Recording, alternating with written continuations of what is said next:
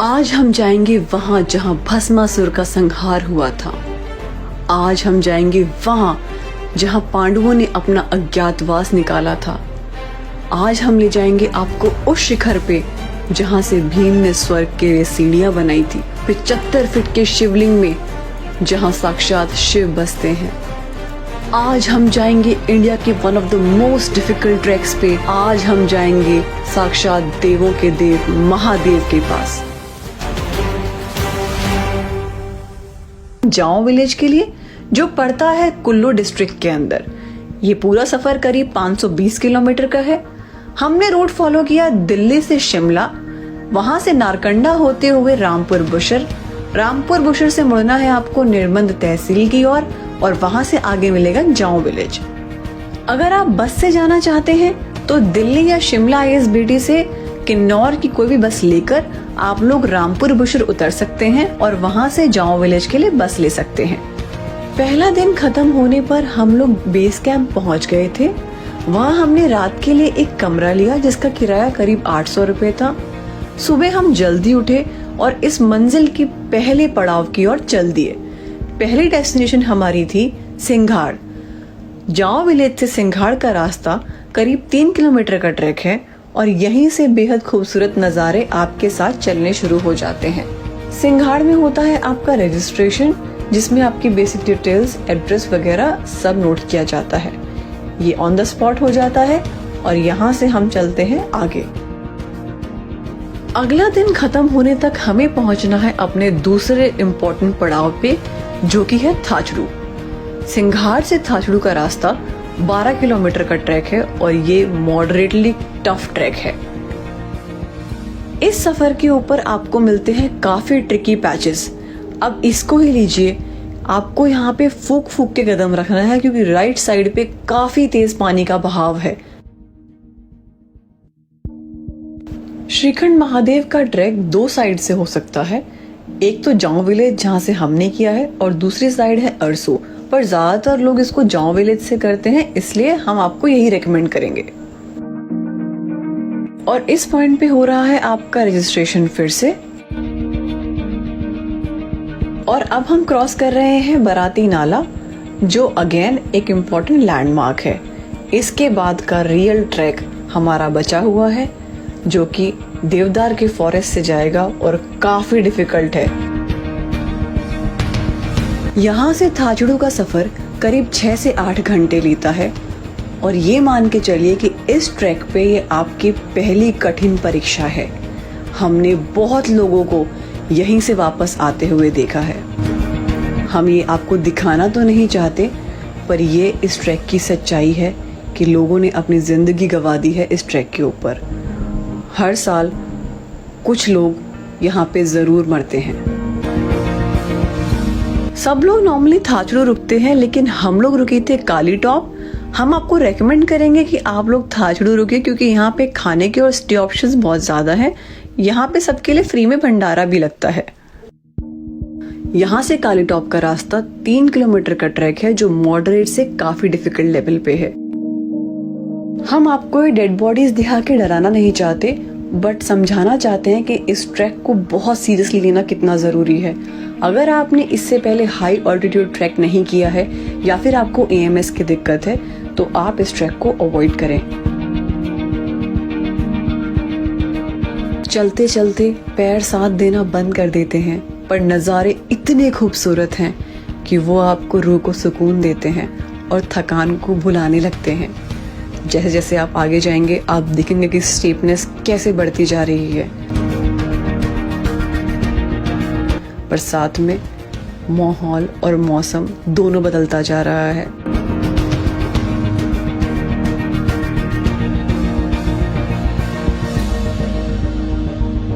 आगे आने वाली जो जगह हैं उनके नाम से ही आप इनकी माइथोलॉजिकल इम्पोर्टेंस समझ पाएंगे। जैसे जैसे हम आगे बढ़ेंगे हम आपको हर जगह की कहानी बताते चलेंगे। अपने दिल को थाम लीजिए क्योंकि आपके सामने जो नजारा आने वाला है वो स्वर्ग से कम नहीं है। ये जगह कहलाती है काली टॉप और यहाँ पे काली माता का एक छोटा सा मंदिर है। सामने का नजारा देखिए, आगे जाने का मन ही नहीं कर रहा था, लेकिन आगे बहुत बड़ा सफर आज हमारा इंतजार कर रहा था। तो अब हम चल रहे हैं भीमद्वार के लिए, जो कि यहाँ से 7 किलोमीटर का बेहद मुश्किल ट्रैक है। पांडव यहाँ पे अपने अज्ञातवास के दौरान बहुत सालों तक रहे और महादेव की उपासना की, और इसलिए काफी जगह के नाम भीम के नाम पे हैं। इस वाले पैच में हमें ट्रैक करते हुए काफी माउंटेन्स के नीचे जाना है और फिर वापस ऊपर चढ़ना है। ये ट्रैक बहुत ध्यान से आपको करना है। अब आपको बताते हैं श्रीखंड महादेव की मान्यता की कहानी। भस्मासुर नाम का एक असुर हुआ करता था। उसने बहुत तपस्या करके महादेव से ये आशीर्वाद लिया कि वो जिसके ऊपर भी हाथ रखे वो भस्म हो जाए। महादेव ने उसकी तपस्या से प्रसन्न होकर उसको दिया भस्म कंगन, जो उसने देवताओं के खिलाफ यूज करने को लिया था। पर उसमें इतना घमंड आ गया कि उसने ये स्वयं श्री महादेव पे इस्तेमाल करने का सोचा। जहाँ से हमने ट्रैक शुरू किया था, निर्मल डिस्ट्रिक्ट के अंदर एक मंदिर पड़ता है नीचे, जिसको कहते हैं देव ढांक। बोला जाता है कि महादेव वहाँ से अंतर्ध्यान होके श्रीखंड के टॉप पर चले गए थे। इस पहाड़ की चोटी पर आकर तपस्या में लीन हो गए और एक पत्थर में समा गए। उधर विष्णु भगवान ने मोहिनी का रूप धारण कर भस्मासुर से उसका हाथ उसके सर पे रखवाकर उसको भस्म कर दिया। आगे आगे हम देखेंगे कि कैसे पार्वती माता ने उनको तपस्या कर उस समाधि से निकाला। जैसा कि आप नोटिस कर रहे होंगे कि ये ट्रैक खुलता है बारिश के मौसम में, और उसकी वजह से मिट्टी बहुत ही ज्यादा स्लिपरी हो रखी होती है। जैसे अब आप आगे देखिए, हम ये पैच क्रॉस कर रहे हैं जिसमें बहुत ही सीधा ग्रेडियंट है नीचे की तरफ जाने का। अगर आपने अपना पैर संभाल के नहीं रखा तो आप उस गलती का नुकसान चुका नहीं पाएंगे।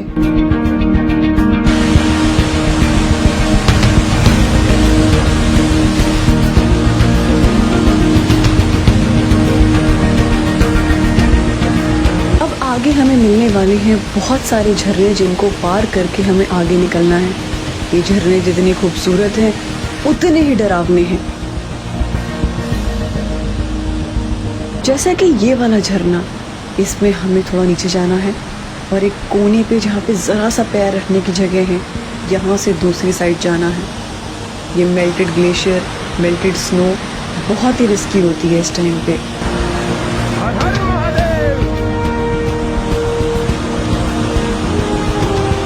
पुंसा से भीमद्वार का सफर करीब 3 किलोमीटर का है और इसको करने में करीब 2 घंटे लगेंगे। इस वाले पैच पे आपको मिलेंगे बहुत ही रेयर हिमालयन फ्लावर स्पीसीज। ये वाला पैच कंपैरेटिवली कम डिफिकल्ट है, बट हाँ, बारिश होने की वजह से रिस्क की कंटिन्यू रहेगा।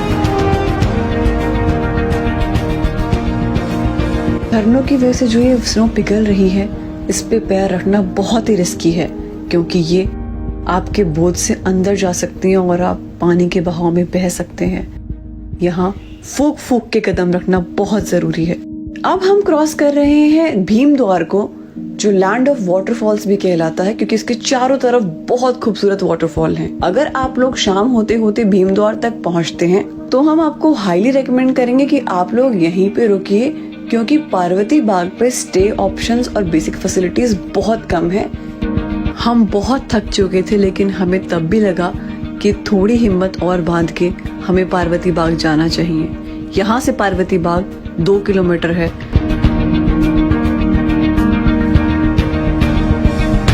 अगर आप भीमधार रुकना पसंद करते हैं तो आपको ध्यान रखना है कि अगले दिन सुबह 3 से 4 बजे के आसपास आपको श्रीखंड महादेव के लिए निकलना होगा। आपको सुबह 3 बजे इसलिए निकलना है ताकि आप 12 या 1 बजे से पहले दोपहर के श्रीखंड महादेव के दर्शन करके वापस नीचे के लिए चल दें, क्योंकि उसके बाद ऊपर धुंध हो जाती है और कई बार बहुत ही ज्यादा मौसम बिगड़ सकता है। जैसे जैसे हम आगे बढ़ते जाएंगे हमें मिलने वाली है बहुत सारी जमी हुई बर्फ, जिस पे चलना बहुत ट्रिकी होता है।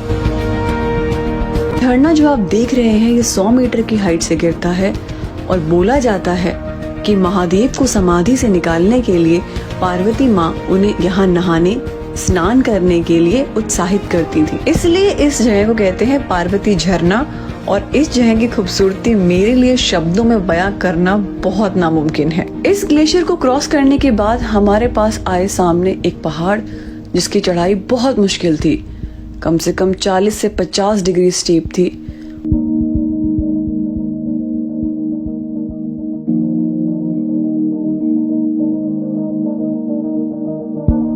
और शरीर ने मानो बिल्कुल साथ छोड़ दिया, लेकिन महादेव का नाम लेते लेते हम पहुंच गए पार्वती बाग। वहां हम रात को रुके और सुबह भयंकर खूबसूरत नजारों ने हमारा स्वागत किया। अब हम जाएंगे पार्वती बाग से नैन सरोवर। हम आगे आपको बताएंगे कि इसको नैन सरोवर क्यों कहते हैं। पार्वती बाग पे हम सुबह जल्दी 5 बजे उठे और इस सफर को जारी किया, क्योंकि आज का दिन बहुत इम्पोर्टेंट और बहुत लंबा होने वाला था। जैसे जैसे आगे चलेंगे बर्फ बढ़ती जाएगी और ये पूरा ट्रैक जो बचा हुआ है ये बर्फ के ऊपर होगा। अगर आपने स्नो ट्रैक किया है तो आपको इसकी डिफिकल्टीज का पूरा अंदाजा होगा। यहाँ बर्फ के अलावा चढ़ाई भी बहुत स्टीप होती जाने वाली है। जैसा कि आप लोग देख पा रहे होंगे, इस पूरे ट्रैक पे वेदर बहुत ऑफन चेंज होता है, कभी बारिश, कभी सर्दी, कभी धूप। आपको 2-3 बातों का खास ध्यान रखना है। सबसे पहले तो ये कि आपको बहुत लाइट वेट पैक करके चलना है, क्योंकि बहुत लंबा सफर है, थकान जल्दी हो जाएगी। आपको अपने साथ पानी की एक बोतल रखनी है और ध्यान रखिए नैन सरोवर श्रीखंड महादेव से पहले आखिरी पड़ाव है जहाँ पे आपको पानी मिलेगा। इसके बाद आपको कोई पानी नहीं मिलेगा। अब हमारे और श्रीखंड महादेव जी के बीच में पड़ता है नैन सरोवर, जो हमारा सेकंड लास्ट डेस्टिनेशन है। ऐसा बोला जाता है कि ये सरोवर पार्वती जी के आंसुओं से बना हुआ है, क्योंकि शिवजी भगवान समाधि पे चले गए थे तो उनके विलाप में ये पूरा सरोवर उनके आंसुओं से भर गया। नैन सरोवर से श्रीखंड महादेव का रास्ता 3 किलोमीटर का है और ये इस ट्रैक का सबसे डिफिकल्ट पैच है। अपने पैरों को एक के आगे एक रखते हुए बहुत संभाल के ध्यान से चलना है, क्योंकि यहाँ पर फिसलना बहुत भारी पड़ेगा।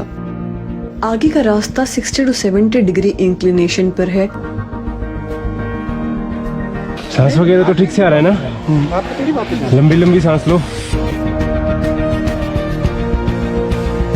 अब आपको क्रॉस करने हैं बड़े बड़े पत्थर, और यकीन मानिए इस टाइम तक शरीर की सारी ताकत जा चुकी होती है।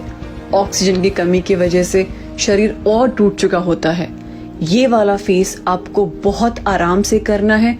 अपनी बॉडी को एक्सर्ट ना करें, धीरे धीरे आराम आराम से पैर रखते हुए आप ऊपर पहुंच जाएंगे। अगर आप एनर्जी में विश्वास नहीं करते, अगर आप शिव में विश्वास नहीं करते, तो मेरा चैलेंज है कि एक बार आप इस ट्रैक पे आके देखिए, क्योंकि इस सफर से आगे सिर्फ हर हर महादेव गूंजते हुए आप ऊपर पहुंच सकते हैं। करीब 800 मीटर की दूरी से जब पहली बार आपको वो विशाल शिवलिंग नजर आता है तो सारी थकान दूर हो जाती है, आंखों में आंसू आ जाएंगे और दिल में इतने इमोशंस आ जाएंगे जो शब्दों में बयां करना नामुमकिन है।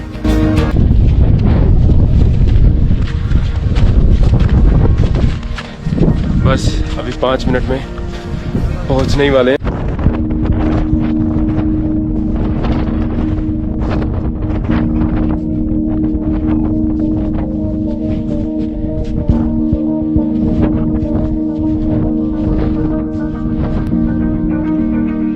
हर हर महादेव।